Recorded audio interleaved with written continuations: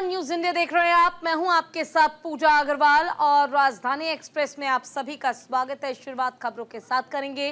दिल्ली दौरे पर CM Pushkar Singh Dhami. CM Dhami ने पीएम मोदी से मुलाकात की है। पीएम को शॉल नारायण आश्रम की प्रतिकृति भेंट की है। राष्ट्रीय खेलों के लिए किया आमंत्रित। विकास योजनाओं के लिए जताया आभार। तो देखिए, मुख्यमंत्री पुष्कर सिंह धामी ने नई दिल्ली में प्रधानमंत्री नरेंद्र मोदी से शिष्टाचार भेंट की है। मुख्यमंत्री ने प्रधानमंत्री को उत्तराखंड में आयोजित राष्ट्रीय खेलों के लिए आमंत्रित किया और इसके साथ ही मुख्यमंत्री धामी ने राज्य की विकास योजनाओं के लिए पीएम मोदी का आभार जताया। सीएम ने राज्य के विकास में प्रधानमंत्री के नेतृत्व, मार्गदर्शन और सहयोग के लिए प्रदेश की जनता की ओर से उन्हें धन्यवाद किया। मुख्यमंत्री ने प्रधानमंत्री को राज्य में संचालित विकास कार्यों के बारे में जानकारी दी। मुख्यमंत्री ने कहा, ऋषिकेश कर्णप्रयाग रेल परियोजना के प्रथम चरण पर तेजी से काम चल रहा है। टनकपुर बागेश्वर रेल परियोजना के सर्वे का कार्य हो चुका है। मुख्यमंत्री ने इस परियोजना की स्वीकृति और परियोजना का पूर्ण वित्तीय व्ययभार केंद्र सरकार द्वारा किए जाने का अनुरोध किया है। ज्यादा जानकारी के लिए हमारे साथ हमारे सहयोगी अनुज अवस्थी जुड़ गए इसी खबर पर सीधे लाइव। अनुज, मुख्यमंत्री पुष्कर सिंह धामी दिल्ली पहुंचे हुए हैं दिल्ली दौरे के दौरान, जहां एक तरफ पीएम मोदी से मुलाकात तो वहीं दूसरी तरफ विकासी योजनाओं और रेल परियोजनाओं का जिक्र भी किया गया है। किस संदर्भ में ये दौरा हो सकता है? बिल्कुल पूजा, मुख्यमंत्री पुष्कर सिंह धामी 2 दिवसीय दिल्ली दौरे पर हैं, जहां पे उन्होंने प्रधानमंत्री नरेंद्र मोदी से मुलाकात करी। सबसे बड़ी चीज, प्रधानमंत्री नरेंद्र मोदी को उन्होंने मलारी, जो चमोली मलारी है, वहां वहां की शॉल भेंट करी और साथ साथ जो हरिहर आश्रम है वहां के जो प्रतिमूर्ति है वो प्रधानमंत्री नरेंद्र मोदी को उन्होंने भेंट करी। साथ साथ चूंकि राष्ट्रीय खेल होने वाले हैं उसका उन्होंने निमंत्रण भी दिया प्रधानमंत्री नरेंद्र मोदी ने। और इसके अलावा राज्य की जो कई योजनाएं हैं उस पर चर्चा करी गई। चाहे हम जल जीवन मिशन की अगर बात करें उस पर चर्चा की गई। इसके अलावा ऋषिकेश कर्णप्रयाग रेल लाइन की बात करें तो उस पर चर्चा की गई। ऋषिकेश में रिवर राफ्टिंग को लेकर के उस पर चर्चा की गई।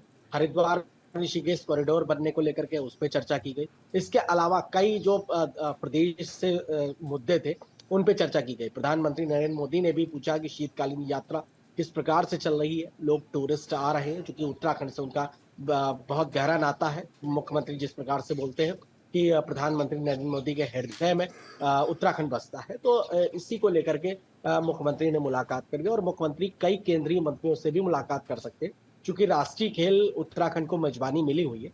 राष्ट्रीय खेलों में आने का न्योता देना, निमंत्रण देना और साथ ही साथ राज्य में किस प्रकार से डेवलपमेंट चल रहा है, केंद्र सरकार की योजनाएं हैं वो राज्य सरकार में किस प्रकार से उनका क्रियान्वयन हो रहा है, जो केंद्र सरकार की जो योजनाएं हैं वो लास्ट गांव तक जो लोग हैं उनको तक कैसे पहुंच रही है। साथ साथ जो राज्य सरकार का कामकाज है, जो मंत्रियों का कामकाज है, इसका भी फीडबैक लिया गया। नगर निगम चुनाव चल रहे हैं, उसका भी चुनाव होने वाले हैं, उसका भी फीडबैक लिया गया। तमाम चीजों को लेकर के मुख्यमंत्री ने अपना फीडबैक किया। सरकार की जो योजनाएं हैं, जो आगे आगामी योजना है, उनका भी फीडबैक दिया। और साथ ही साथ ग्रीन बोनस, जो ग्रीन बोनस मिलने वाला है उत्तराखंड को, वो किस प्रकार से मिल सके उस पर चर्चा की गई। हाँ, दूसरा एक पॉइंट और है, यूसीसी पे भी चर्चा की गई, क्योंकि उत्तराखंड पहला ऐसा राज्य आजादी के बाद जो यूसीसी लागू कर रहा है। और उसके बाद जो जिस प्रकार से गृह मंत्री अमित शाह ने भी सदन में बोला था कि जो बीजेपी शासित राज्य है उनमें ये यूसीसी लागू होगा, उसको लेकर भी प्रधानमंत्री नरेंद्र मोदी से उनकी बातचीत हुई। जी बिल्कुल, देखिए, और यूसीसी से लेकर तमाम चीज़ों का आपने जिक्र किया, चुनाव को लेकर भी आपने जिक्र किया। ज़रा ये बताइए कि आखिर कब तक सीएम धामी जो है वो दिल्ली में रहने वाले हैं, और ऐसे में आगामी चुनाव को लेकर जो आप जिक्र कर रहे हैं, तो क्या ये समझा जाए कि इसको लेकर अब सिलसिलेवार तरीके से उनका दिल्ली आना जाना होता रहेगा और इसको लेकर एक प्लान भी तैयार किया जा रहा है? बिल्कुल, प्रधानमंत्री नरेंद्र मोदी से मुख्यमंत्री पुष्कर सिंह धामी की जो मुलाकात है, मुख्यमंत्री का 2 दिवसीय दौरे पर है। मुख्यमंत्री पुष्कर सिंह धामी दिल्ली दौरे पर है। और जो कई केंद्रीय मंत्री हैं, नितिन गडकरी की अगर बात करें, केंद्रीय मंत्री, गृह मंत्री अमित शाह से अगर बात करें, रक्षा मंत्री राजनाथ सिंह की अगर बात करें, तमाम जो केंद्रीय मंत्री हैं इनसे जो है मुख्यमंत्री पुष्कर सिंह धामी की मुलाकात होगी। और साथ साथ जो राष्ट्रमंडल खेल होने वाले हैं उन खेलों में आने के लिए न्योता देने के लिए, निमंत्रण पत्र देने के लिए मुख्यमंत्री दिल्ली गए हुए हैं। और साथ ही साथ कई जो विषय है, चाहे वो सड़क परिवहन हो, चाहे वो गृह विभाग का हो, उन तमाम चीजों को लेकर के चर्चा की जाएगी। उत्तराखंड के जो डेवलपमेंट की चीजें हैं उस पर चर्चा की जाएगी। साथ ही साथ महासू देवता का जो प्लान है, केदारनाथ मास्टर प्लान जो है, बद्रीनाथ मास्टर प्लान जो है, इन तमाम मुद्दों को लेकर के उस पर चर्चा की जाएगी। जी बिल्कुल, देखिए कई प्लान्स को लेकर चर्चा की गई है और ये भी आपसे जानना चाहूंगी अनुज कि विकासी परियोजनाओं को लेकर भी चर्चा की गई है, तो क्या ये समझा जाए कि आने वाले समय में कुछ ही दिनों में विकासी योजनाओं की सौगात उत्तराखंड को मुख्यमंत्री पुष्कर सिंह धामी डबल इंजन की सरकार में देने वाले हैं? बिल्कुल पूजा, अगर बात करें विकासी परियोजनाओं को लेकर के, तो राज्य सरकार की जो योजनाएं चल रही, चाहे वो लखवाड़ विद्युत परियोजना हो, चाहे वो उत्तराखंड राज्य शैक्षिक योग्यता की परियोजना हो, साथ ही साथ उत्तराखंड के जो स्कूल है उनको किस प्रकार से डिजिटलाइजेशन किया जाए, जो गांव जो बच्चे हैं उनको किस प्रकार से डिजिटलाइजेशन, शिक्षा के क्षेत्र में हो, स्वास्थ्य के क्षेत्र में हो, साथ ही साथ कई जो योजनाएं हैं जो क्रियान्वित हैं, जन जीवन मिशन के तहत जो योजना है जो क्रियान्वित है, उनको कैसे डेवलप किया जाए, इन सब तमाम जो परियोजनाएं हैं इसको लेकर के मुख्यमंत्री पुष्कर सिंह धामी की प्रधानमंत्री नरेंद्र मोदी से जो मुलाकात हुई उसमें तमाम चर्चाएं की गई। जी ठीक है, शुक्रिया आपका इस तमाम जानकारी के लिए। चलिए रुक करते हैं अगली खबर का। उत्तराखंड पुलिस में होंगे बड़े बदलाव। 8 आईपीएस अधिकारियों को केंद्रीय प्रतिनियुक्ति पर भेजा गया। केंद्र सरकार ने जारी किया है आदेश। जी हां, केंद्रीय गृह मंत्रालय ने उत्तराखंड कैडर के 8 आईपीएस अधिकारियों को केंद्रीय प्रतिनियुक्ति पर भेजने का आदेश जारी किया है। ये फैसला राज्य पुलिस विभाग में बड़ा बदलाव ला सकता है। हालांकि राज्य सरकार ने इनमें से 4 अधिकारियों को केंद्रीय प्रतिनियुक्ति पर भेजने से रोकने की गुजारिश की थी, लेकिन केंद्र ने इसे स्वीकार नहीं किया और सभी आज के 8 अधिकारियों के आदेश जारी कर दिए गए हैं। लिस्ट में ये नाम शामिल हैं: IG Mukhtar Mohsin, IG Arun Mohan Joshi, IG Neeru Garg, IG Rajeev Swaroop, IG Mukhtar Mohsin, DIG Senthil Abudai, DIG Janme Khanjuri, DIG P Renuka Devi, DIG Barinderjit Singh, ये वो अधिकारी हैं जिन्हें प्रतिनियुक्ति दी गई है और केंद्र सरकार ने इसको लेकर आदेश भी जारी कर दिए हैं। उत्तराखंड पुलिस में होंगे बड़े बदलाव। और दूसरी तरफ निकाय चुनाव को लेकर तैयारियां तेज हो गई है। उत्तराखंड में बढ़े मतदाताओं की संख्या 84 लाख पार हुआ। मतदाताओं का आंकड़ा, उत्तराखंड में कुल 11,733 पोलिंग स्टेशन हैं और निर्वाचन आयोग अधिकारी ने प्रेस कॉन्फ्रेंस भी की है। तो देखिए, 1 जनवरी 2025 के आधार पर देश भर के लिए भारत निर्वाचन आयोग ने उत्तराखंड के लिए मतदाता सूची जारी की है। उत्तराखंड में कुल 84,29,459 मतदाता शामिल किए गए हैं, जिनमें 43,64,667 पुरुष हैं और 40,64,488 महिलाएं हैं और 304 थर्ड जेंडर मतदाता शामिल हैं। इसके अलावा प्रदेश में सर्विस मतदाताओं की संख्या 89,812 है, जिसमें 87,103 पुरुष हैं और 2,709 महिला सर्विस वोटर्स हैं। अपर मुख्य निर्वाचन अधिकारी विजय कुमार जोगदंडे का कहना है कि वर्तमान में प्रदेश में कुल 11,733 पोलिंग स्टेशन हैं, जिनमें शहरों में 3,462 और ग्रामीण क्षेत्र में 8,271 हैं। निर्वाचन आयोग हर साल 1 जनवरी, 1 अप्रैल, 1 जुलाई और 1 अक्टूबर को 18 साल की आयु पूरी करने वाले युवा मतदाताओं को मतदाता सूची में शामिल करने का अभियान चलाता है और इसके बाद अंतिम सूची का प्रकाशन किया जाता है।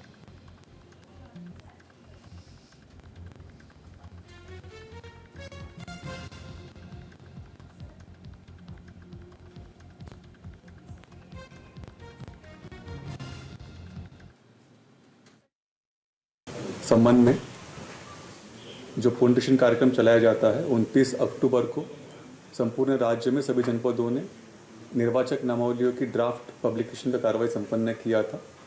29 अक्टूबर के ड्राफ्ट पब्लिकेशन के उपरांत सभी जनपदों की जो निर्वाचक नामावलियों के संबंध में आम जनमानस को और राजनीतिक दलों के सदस्यों के लिए उसमें दावे और आपत्ति प्राप्त करने के लिए 1 माह का समय दिया गया था, 29 अक्टूबर से लेकर 28 नवंबर तक का। उसमें जो भी दावे और आपत्तियां प्राप्त हुआ था उसका निराकरण करने का जो समय जनपदों को दिया गया था वो 24 दिसंबर तक का समय था।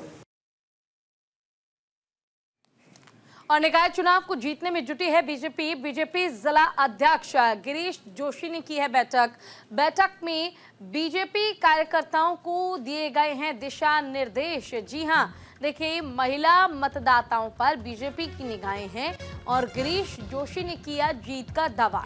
निकायों में बीजेपी की जीत निश्चित बताई गई है, यानी निकाय चुनाव में बीजेपी की जीत होगी, इसका कॉन्फिडेंस पूरा है। बीजेपी जिला अध्यक्ष गिरीश जोशी ने जिले के सभी निकायों में बीजेपी की जीत निश्चित बताई है। बेरीनाग और गंगोली हाट में बीजेपी कार्यकर्ताओं के साथ बैठकर बीजेपी प्रत्याशी को जिताने के लिए एकजुट हो जाने की अपील की गई है।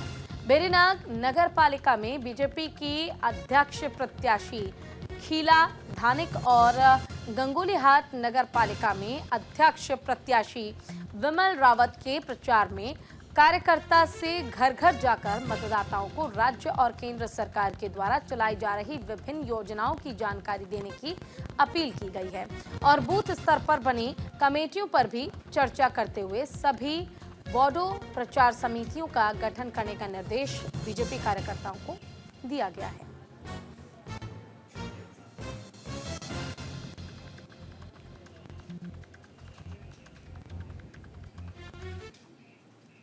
निकाय चुनाव के प्रचार प्रसार में जुटी कांग्रेस। मसूरी में कांग्रेस ने तेज किया चुनाव प्रचार। विधायक विक्रम सिंह नेगी ने संभाला है मोर्चा। कांग्रेसी कार्यकर्ताओं को दिया जीत का मंत्र।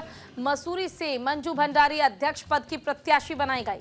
तो देखिए, मसूरी नगर पालिका परिषद के चुनाव को लेकर कांग्रेस ने अपना प्रचार प्रसार तेज कर दिया है, जिसको लेकर कांग्रेस पार्टी ने वार्ड 4 में बैठक आयोजित की, जिसमें प्रताप नगर के विधायक विक्रम सिंह नेगी ने बतौर मुख्य अतिथि शिरकत की और विधायक विक्रम सिंह नेगी ने कहा, कांग्रेस पार्टी ने मसूरी नगर पालिका परिषद में अध्यक्ष पद के लिए मंजू भंडारी पर विश्वास जताया है और उनका पूरा विश्वास है कि मसूरी की जनता इस बार कांग्रेस पार्टी के अध्यक्ष पद की दावेदार मंजू भंडारी और सभी वार्डों में उतारे गए सभासदों को अपना आशीर्वाद देगी और नगर पालिका में कांग्रेस पार्टी की पूर्ण बहुमत की बोर्ड स्थापित करेगी। उन्होंने कहा कि प्रदेश में भारतीय जनता पार्टी की सरकार है। जब विपक्षी दल का प्रत्याशी जीतता है तो विकास की गति दोगुनी हो जाती है, क्योंकि उसको सरकार के खिलाफ बोलने का मौका मिलता है।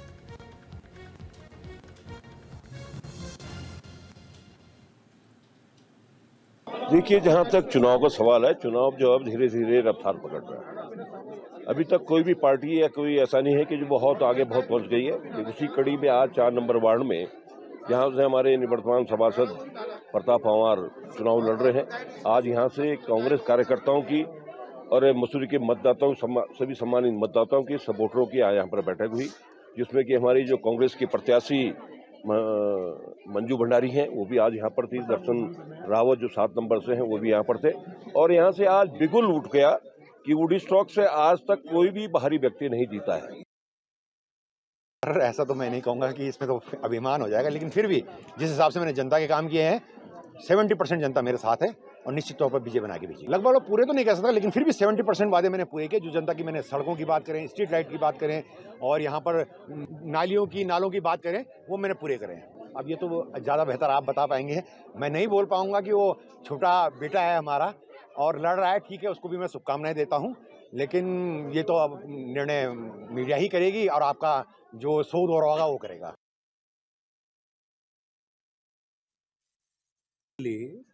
मंजू भंडारी जी पर कांग्रेस ने विश्वास व्यक्त किया है और यहाँ से वार्ड मेंबर वार्ड 4 से प्रताप सिंह पंवार जी हैं। आज यहाँ पर इस वार्ड के और अन्य जगहों से भी लोग आए थे। एक बैठक ली गई, उसमें हमने सबसे अनुरोध किया कि भारतीय जनता पार्टी की सरकार देश में है, प्रदेश में है। वहीं मंगलौर पालिका अध्यक्ष पद के प्रत्याशी को समर्थन देने को लेकर बीजेपी पदाधिकारियों ने मंथन किया और इस दौरान पार्टी कार्यकर्ताओं की राय शुमारी से हाईकमान को अवगत कराया जाएगा। पूर्व कैबिनेट मंत्री स्वामी यतीश्वर आनंद ने कहा कि जल्द ही पार्टी हाईकमान इस फैसले को लेगी और जिस प्रत्याशी को समर्थन देने की घोषणा की जाएगी, पार्टी कार्यकर्ता उसे जिताने का काम करेंगे। बीजेपी ने मंगलौर पालिका अध्यक्ष पद के लिए प्रत्याशी मैदान में नहीं उतारा है। पूर्व कैबिनेट मंत्री स्वामी यतीश्वर आनंद की अगुवाई में एक बैठक का आयोजन किया गया, जिसमें मंडल अध्यक्ष, बूथ अध्यक्ष के अलावा पार्टी पदाधिकारी शामिल हुए। बैठक में किसी एक निर्दलीय प्रत्याशी को समर्थन देने को लेकर मंथन किया गया। बैठक में कई नामों पर विचार किया गया।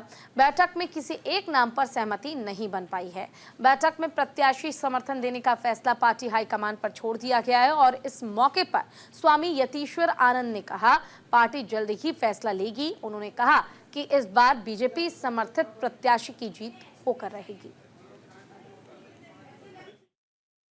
आज जो हमारे मंगलौर मंडल के पदाधिकारी हैं, हमारे बूथों के अध्यक्ष हैं, हमारे संयोजक हैं, उनकी एक मीटिंग बुलाई गई और हम लोग उन्हीं से राय लेंगे कि हमें किस प्रत्याशी को समर्थन देना है और उसके बाद पार्टी निर्णय लेगी किस प्रत्याशी को समर्थन देना है। और जिसको भी पार्टी समर्थन देगी, हमारी पूरी टीम मंगलौर की बड़ी ईमानदारी के साथ, तन मन धन के साथ उस पार्टी को, उस प्रत्याशी को जिताने का काम करेगी। और मंगलौर नगर पालिका के चुनाव में दिलचस्प मोड़ आ गया है। चेयरमैन पद के जुल्फिकार ने झोंकी अपनी पूरी ताकत और जुल्फिकार के पक्ष में परिवार चुनाव प्रचार में जुटा हुआ है। बेटा जुल्फिकार के लिए लोगों से मांगे वोट। तो देखिए, मंगलौर नगर पालिका की चुनाव में अब दिलचस्प मोड़ आ गया है। जो पालिका के चेयरमैन पद के उम्मीदवार जुल्फिकार ठेकेदार के पक्ष में पूरा हाजी परिवार एकजुट होकर चुनाव प्रचार में जुट गया है। इस बीच मोहल्ला लालबाड़ा में एक जनसभा के बीच हाजी परिवार के तीनों बेटे जुल्फिकार ठेकेदार के पक्ष में वोट मांगने पहुंचे, जहां उन्होंने कहा, इस बार अगर जुल्फिकार ठेकेदार को यहां के लोग चेयरमैन बनाते हैं तो मंगलौर का ऐसा विकास होगा जो कभी नहीं हुआ होगा। उन्होंने ये भी कहा कि मंगलौर में हर जगह गंदगी का अंबार है। विकास के नाम पर हमेशा लोगों को ठगा जाता है और अगर इस बार क्षेत्र की जनता उन्हें अवसर देती है तो मंगलौर में इतना विकास होगा कि लोग अंदाजा भी नहीं लगा सकते हैं।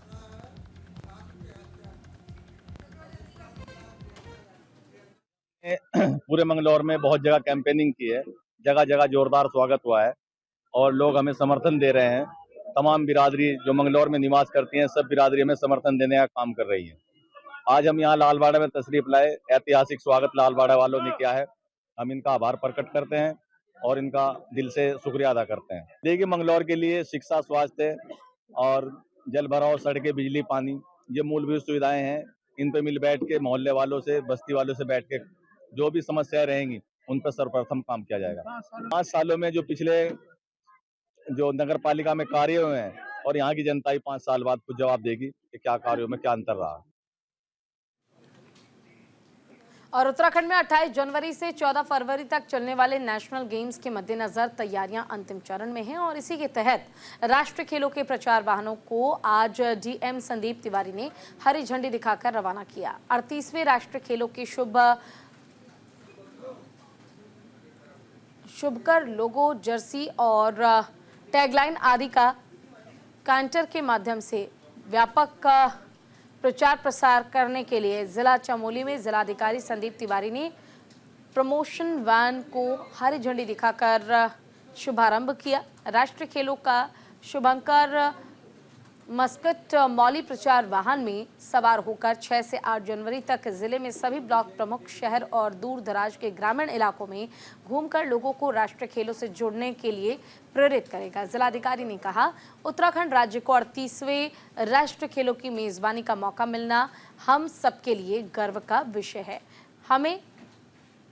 इससे हमारी देवभूमि आगे खेल भूमि के रूप में भी विकसित होगी। जिलाधिकारी ने कहा, राष्ट्रीय खेलों का मस्कट मौली के साथ प्रचार कैंटर वाहन जनपद के सभी विकास खंडों में दुरुस्त गांव और शहरों में घूमकर राष्ट्रीय खेलों का प्रचार प्रसार करेगा और लोगों को राष्ट्रीय खेलों से जुड़ने के लिए प्रेरित करेगा। जिलाधिकारी ने कहा, 10 जनवरी को पुलिस मैदान गोपेश्वर में भव्य पांडवाज शो के आयोजन के साथ ही राष्ट्रीय खेलों की मेजबानी को ऐतिहासिक बनाया जाएगा।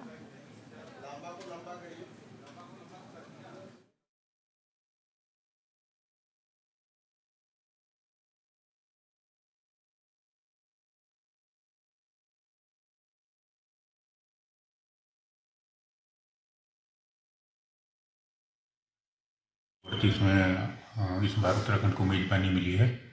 इसका शुभारंभ माननीय मुख्यमंत्री जी द्वारा हल्द्वानी से किया गया था और आज ये हमारे जनपद में आ गई है। तो मुख्यालय गोपेश्वर से अब ये जोशीमठ और अन्य तहसीलों में जाएगी और इसके साथ राष्ट्रीय खेलों का मैस्कट मौली भी साथ में है। तो इससे प्रचार प्रसार अच्छा होगा राष्ट्रीय खेलों का। और 9 तारीख को गोपेश्वर पुलिस लाइन में एक कार्यक्रम आयोजित किया जाएगा जिसमें पांडवास शो भी होना है, जिसकी तैयारी शासन द्वारा करवाने के लिए निर्देशित किया गया था। और उत्तराखंड में निकाय चुनाव को लेकर पुलिस लगातार अवैध शराब, मादक पदार्थ और नशा कारोबारियों पर कार्रवाई करती हुई नजर आ रही है।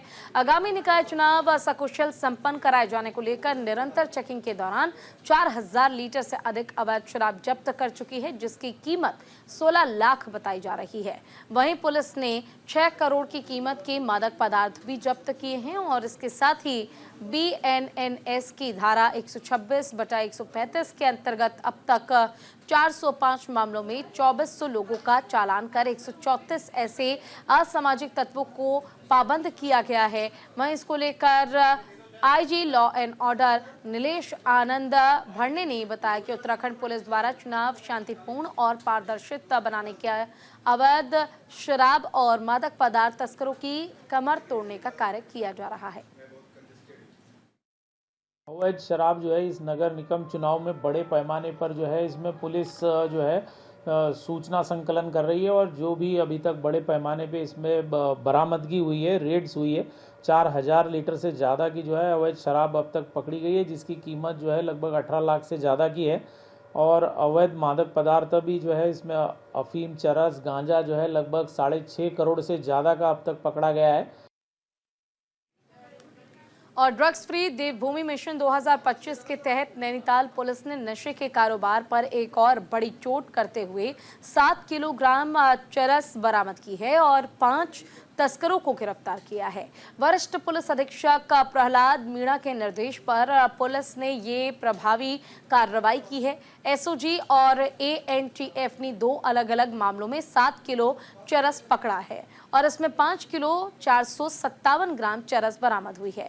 दोनों के खिलाफ थाना खनस्यू में NJPS एक्ट के तहत मामला दर्ज किया जा चुका है।